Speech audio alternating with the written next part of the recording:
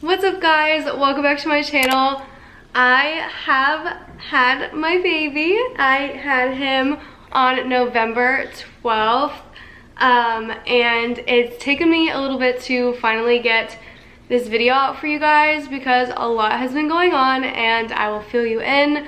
But I'm going to be telling you guys my labor and delivery story because so many of my TikTok family has been asking for it, and I know probably some of you guys want to hear it as well. So I'm gonna share it on here because it's just so much easier to do it on here than it is on TikTok, obviously. But this is Oliver. He was born November 12th at 5:14 at night. And he looks just like his daddy. It is so crazy. I literally like gave birth to his twin. It's so funny. So I'm just gonna go ahead and get into it. So if you're excited for this video, give it a like, comment down below video ideas for the future. Don't forget to subscribe to my channel for more videos, and let's get into how this little man came into the world. Okay, so obviously I don't remember my own labor story. I have tried to film this 3 or 4 times and realized I have told the story wrong each and every time. So I'm going to try this one more time, and if not, then I give up because I'm frustrated. So basically, let's get started. I had a doctor's appointment on the 9th of November. I was 1 centimeter dilated, 70% effaced, and we went ahead and scheduled an induction. I wanted to get induced for personal reasons, and she said I was favorable if I wanted to be after I mentioned it, and I said yes, I want to schedule one. His due date was the 22nd, and I was ready for him to make his appearance because I was hurting. I was in pain. So we scheduled my induction date, so that in my head was like, okay, I'm gonna have a baby on the 17th. I'm so excited. I'll get ready closer to the 17th, even though I should have been ready already, but I didn't. So on the 10th is when I started having contractions, and it was very confusing because my contractions, I obviously have never had a child before, so I didn't know what they felt like. So I was like, are they Braxton Hicks? Are they contractions? I have no idea. And then they started to get painful, and I was like, these are contractions. So I was texting my mom, and we were keeping track of them on a contraction like tracker or whatever. And they were kind of inconsistent for a while in the like beginning of the day, and then towards the nighttime is when they started to get more consistent. And I was like, okay, maybe like we should go to the hospital. I'm not sure. And I was very confused. So my husband was playing video games that night with my father and their friends. And I was texting my mom. So he didn't get off his video games till like late 1 a.m. on the 11th. And I mean, I don't care. He can play video games all he wants. He provides for us and all that stuff, and that's what he does. Like, I don't care. So once he got off, I was like, hey babe, like I've been having these contractions. They're really close together. Mom and I think I should go to the hospital just to like see, like make sure that I'm not like progressing a lot, and like I'm not trying to have this baby naturally. I wanted an epidural because of personal reasons. I knew that I would not be able to do it without the epidural, just because, and I wanted to enjoy it, and I knew I wouldn't be able to enjoy it unless I had the epidural.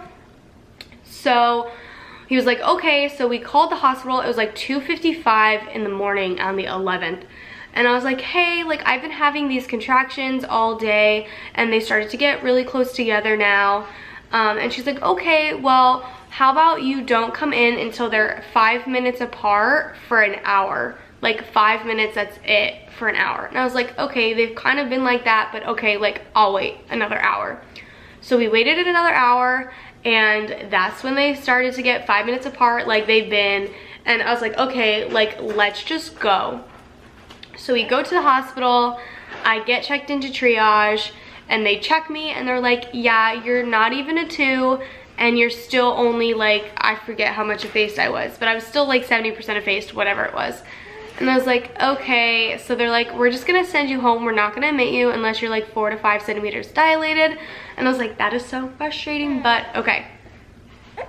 So we get sent home, we go home, And that's when my husband was like, maybe I shouldn't go to work today because you've been having such consistent contractions. And I was like, yeah, like maybe you shouldn't. What was it? His time off was about to start for the baby anyway. So we're like, let's just move it up a couple of days and like just keep it at that. So he decided not to go to work that day, and I had constant contractions all day, laboring at home. I was in pain. It was not fun. And so we went back to the hospital that day because I asked the doctor, how am I supposed to know when I'm supposed to come in if my contractions are still 5 minutes apart all day? And she's like, how about we wait until they're 3 minutes apart for an hour consistent? And I was like, okay, I guess that's reasonable, that's fine. So on the 12th, I called at 5 a.m. and I was like, hey, we're gonna come in. I was told to come in once my contractions were 3 minutes apart. They're 3 minutes apart, we're coming in. They're like, okay. So I get there, get checked into triage, and they're like, they checked me and they're like, you're still not even a 2. And I was like, what? Are you joking me? Like, I was pissed. I cried so hard. It was not even funny because I was so frustrated. I was laboring for so long. I was laboring since the 10th. I was like, I just don't understand. I'm in all this pain and nothing's happening. I'm not progressing. What's going on? She's like, well, here's what I'm gonna do. I'm not gonna send you home yet. How about you walk around the hospital till 6:30? You come back here at 6:30, we'll check you. If you have changed at all, that's when we can like admit you, because we see change and we see progress. If nothing, we're just gonna have to send you home. We can send you home with some pain meds to help like get you to sleep and stuff. And I was like, okay. So my husband and I walked around the hospital for an hour and a half, and we're like, okay, we think this did something. I was curb walking, we were walking, like we're like, let's go. I get checked, nothing happened, and I sobbed. I was so upset, so upset. So I sobbed, I was frustrated. We went home, they gave me pain medicine and I took it, and it was about like 7 maybe. We got home around like 7:30. We're like, let's go back to sleep and see what happens. We go back to sleep, wake up, and I go to the bathroom and I'm like, something just feels off like down there. Like when you're pregnant, you have like excess discharge, whatever. But I was like, this just doesn't feel normal. This doesn't feel right. I might have peed myself, who knows. So I go to the bathroom and then I look in the toilet and I had passed my mucus plug. And I was like, oh my gosh. And that's when my contractions started to get so intense, I wanted to cry. Like, they hurt so freaking bad. Like, I have never experienced, obviously, this pain before, and it was so intense. And it was like, it was fine once I didn't have the contraction. I was like chilling, and then all of a sudden the contraction would come on and I would be in excruciating pain, and it was awful. So we're driving to the hospital. We get to the hospital, we're like, it's us again, we're back. And they're like, okay, getting me checked into triage. So they're like, here's your gown, go ahead and change and we'll check you. So as I'm changing, putting the gown on is when more leaks out of me. And I was like, that has to be my water. Like, my water broke. There is no doubt about it. Like, my water broke 100%. It's no way. So she comes in, she's like, hey, and like, she was like the sweetest nurse ever. Like, she was a different one than we had before. She was so nice. And she's like, okay girl, like, I heard you've been here already. Let's get you checked. Let's test if this is your water. And if it's your water, like, you're getting admitted. And I was like, if it's not, I'm literally gonna cry. Like, I probably just peed my pants. So she like puts a Q-tip up there and like puts it away to get it tested. And they like monitor his heart rate and stuff like that. And then she comes back and she's like, guess what? It was your water, you're getting admitted. And I was like ready to cry. I was so excited. I was like, thank you, Lord. Like, I'm so ready to have this baby. And then I was scared because I was like, oh my God, I have to have a baby. But they checked me and I was almost at a 6. I was a 5 to 6. So within that like hour and a half, out of 2, I went from like a 5 to almost a 6, which is so scary. So So we were getting admitted, we had the IVs put in, and I was getting taken to my room, and they were like, do you want the epidural? And I was like, yes, I do. Give me that epidural, give me the medicine. And so I got to my room, and as soon as I got to my room, I had the anesthesiologist come in because I was already almost at a 6, and we were scared like I was gonna progress even faster.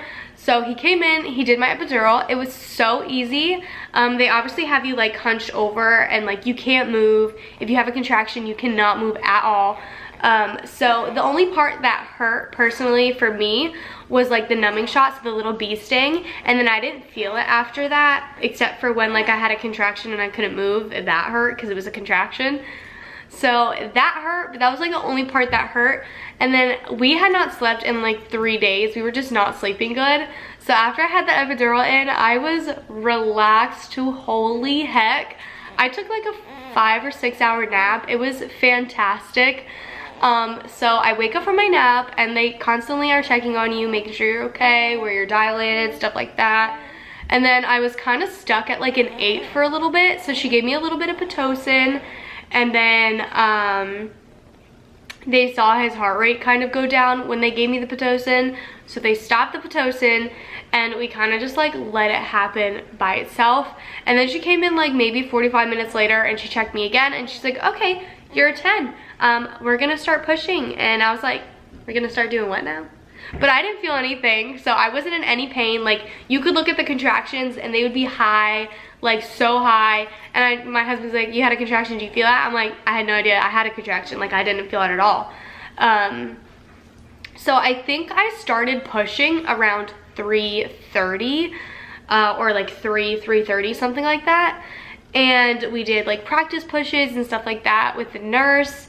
And she's like, once you get to like the point where like, oh, you're having this baby, like we're gonna get the doctor, and like she's gonna finish it for you. And I was like, okay, sounds good. So I started pushing around like 3:30, and she's like, oh my god, you're such a good pusher. And I was like, oh, thanks. And like I could feel the pressure of him, I couldn't feel the pain. So I was nervous that I wasn't gonna be able to tell when I needed to push, but I actually was able to, which was so nice, because that's something I was definitely nervous about and scared about. But I was able to feel it. So I kept pushing. I was pushing for a really long time. The only thing was I was getting tired because I was pushing for so long, and like contractions obviously kept coming. So when contractions come on, you have to push for 10 seconds, and then sometimes she'd be like, okay, well, give me like a half push. So, and then he got, during, like before I had started pushing, I had a catheter put in to obviously drain me out, and to wipe me off they used betadine, and I had no idea I was allergic to betadine, and she done swolled up. So before I was swollen from having a baby, I was swollen from betadine. So because of my swelling down there, when I was pushing, there was like a part that like he kept getting stuck at, because I guess it kind of just like grew a little bit because I was swollen down there, and they were afraid that they were going to have to cut me because I did not want a C-section if we could avoid it at all costs. So she had mentioned that she might have to cut me. I was like, I'd prefer to just rip. I heard that's better, but if we have to cut me to get him out this way, then like we'll do it. She's like, okay, we'll just see like how it goes, but it's looking like he keeps getting stuck at this one point. And I'm like, okay. So I kept pushing, and she's like, during one of the pushes, she's like, go, go, go. So I was pushing, and he got past the point, thank goodness, because I was so nervous he was gonna get stuck or something. But then we had the doctor come in, and I did pushes with her, and then obviously he came. He was perfect. He was 6 pounds, 12 ounces, and I don't know how long, so don't ask me. And he was born at 5:14. He had the biggest cone head ever because he was in the birth canal for so long. I pushed for a really, really long time. So I was so excited. Like I said, I didn't feel any pain. I had a 2nd-degree tear, so they did stitch me back up. And then she didn't like the way she stitched me up, so she redid that. So I'm still in a little bit of pain down there, but it's not bad.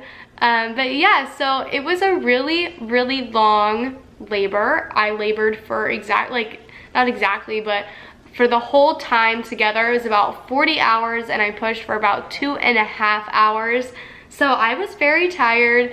After I had him, my hospital allowed visitors, so my parents came up and they brought us dinner, and we just got settled into having a newborn. But now he's so big, and he went to the doctor the other day and he's already 8 pounds, and I wanted to cry because he's getting so big.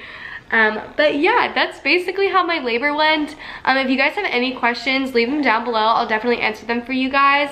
I have a lot more information on my labor and stuff like that on my TikTok, so if you want to go follow me on there, definitely go check me out on there. And then follow me on Instagram, because that's where you see most pictures of my little man. But yeah, so that's basically everything. We had a crazy time, and then of course after I had him, 4 days later, I had a UTI, kidney infection, that turned sepsis, and I was in and out of the hospital for a week, and put on antibiotics, and then I was allergic to the antibiotics, had to go back to the hospital, get different antibiotics, but I am better now. Now we just have colds, so we have not had a very relaxing month, but it has been the best month ever because we have our little baby with us. But yeah, so I hope you guys enjoyed this. Don't forget to subscribe to my channel for more videos. I'm sorry this video took so long, but I finally got it out. Oh, my baby. He's sick too. It breaks my heart. And we took him to the doctor and everything's okay. We just have to let it run its course. So it really sucks. But yeah, I hope you guys enjoyed it, and I will see you in my next one. Bye!